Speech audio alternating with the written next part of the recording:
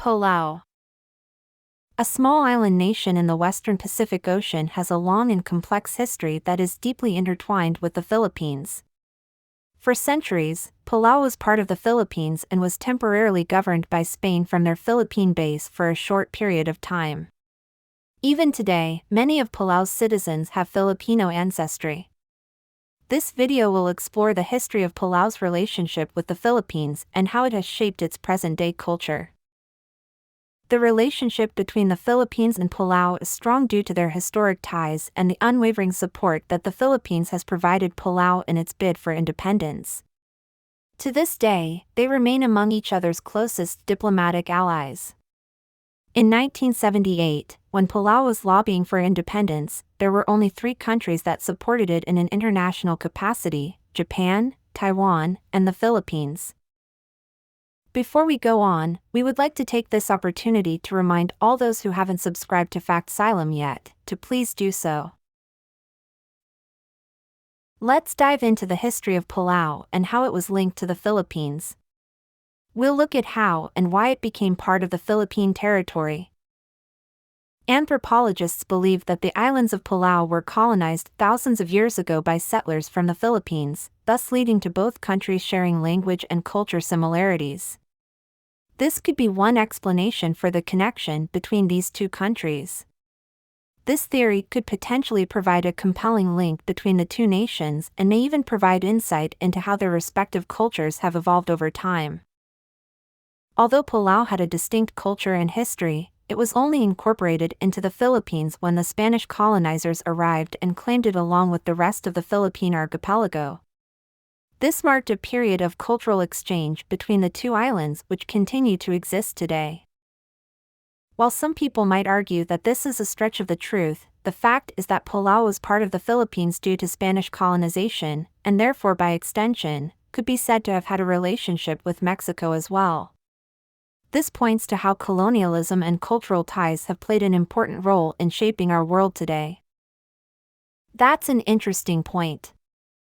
However, a deeper look into the history of the region reveals that Palau actually sent a representative to the Malolos Congress in 1898, which drafted Asia's first constitution.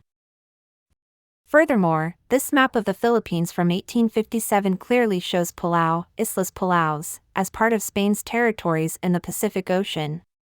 This proves beyond doubt that Palau was a Spanish territory long before it was granted independence in 1994. The map provides an accurate representation of the Philippines as the Spanish perceived it and administered it until 1898. Palaus is actually Palau, Guajan is identified as Guam, and Carolinas are Micronesia. This map serves as a valuable reminder of the Spanish colonial rule in this part of the world, which has since long gone. An intriguing label on the map is Agana, which is described as the capital and permanent residence of the governor of this archipelago, a dependency under the jurisdiction of the Captain General of the Philippines. This label highlights an important location in history and its significance to both current and past generations. Spain treated the Philippines and Palau, along with the rest of the Carolinas and Marianas, as integral parts of the Spanish East Indies, viewing them not as distinct countries but rather as extensions of their colonial domain.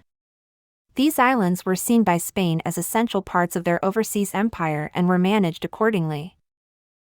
According to Manuel Quezon III, a renowned historian and the great-grandson of President Manuel Quezon, the expansive set of islands known as the Spanish East Indies, in comparison to the Dutch East Indies, which was its former name before independence, were completely ruled from Manila since colonial times.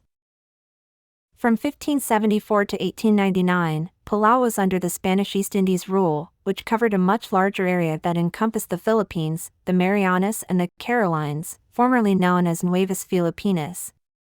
During this period, Spain implemented a colonial government in all of these regions, leading to economic and social changes in each of them. During the 16th to 19th centuries, the Spanish East Indies were administered from the Philippines, which was highly regarded by Spain as its most valuable possession in the Pacific. It was by far the largest territory that Spain owned and was a symbol of their power and influence in the region. To the minds of the conveners of the Malolos Congress, there was no doubt that Palau was indeed a part of the Philippines. This sentiment was so strong that it seemed to be a given, and the answer to this question was an emphatic yes. The Philippine Malolos Congress of 1898 made the decision to include Palau as a member state and grant it voting rights in order to further their cause for independence from Spanish colonial rule. This was due to the strategic importance of Palau's location, which would serve as a key naval base for the Filipino revolutionaries during their fight against Spain. Unfortunately, other territories in the Pacific such as Guam and the Marianas were not included in this effort due to their more remote locations, lack of resources, and general unsuitability to serve as reliable naval bases.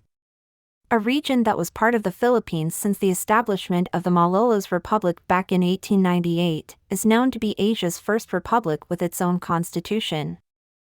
However, the Malolos Constitution, unfortunately, failed to reach its goal of an independent Philippine state, thus leading to Palau's gradual separation from the country and eventual full-fledged independence.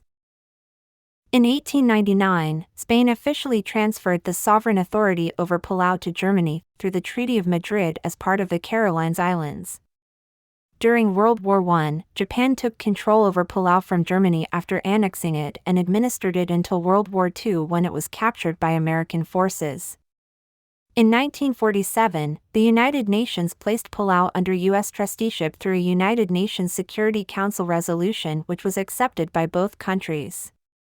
Palau was formally recognized as part of the Trust Territory of the Pacific Islands after a long process of negotiation and cooperation with the United Nations, which owned the Trust Territory and tasked the United States to administer it. This recognition ultimately allowed Palau to gain independence, sovereignty, and self-governance over its own affairs. In 1979, 4 of the countries that had been part of the Trust Territory, namely Yap, Truk, Pohnpei, and Kosrae, decided to form the Federated States of Micronesia as a unified nation. However, Palau declined to participate in this union and opted instead to become an independent state. Among the most vocal advocates for Palau's independence was the Philippines, which provided unwavering support for its cause. The Philippines and Palau have had a strong and steady relationship with each other since the formal establishment of diplomatic ties, and this alliance has only become more deeply entrenched over time. Both countries have worked together to build upon this bond, working towards deepening their friendship and cooperation in areas such as trade, security, culture, and other important issues. The two nations share a strong commitment towards mutual cultural understanding and socio-economic development, which serves as a testament to the strength of their relationship. If you enjoyed this video, show your appreciation by clicking the like button and sharing it with your friends and family. Your support would mean a lot to us. Also, don't forget to leave your opinion in the comment section below. Make sure to subscribe if you haven't already. We'd love to keep you updated on even more amazing fact contents. Thanks for watching, we'll see you next time.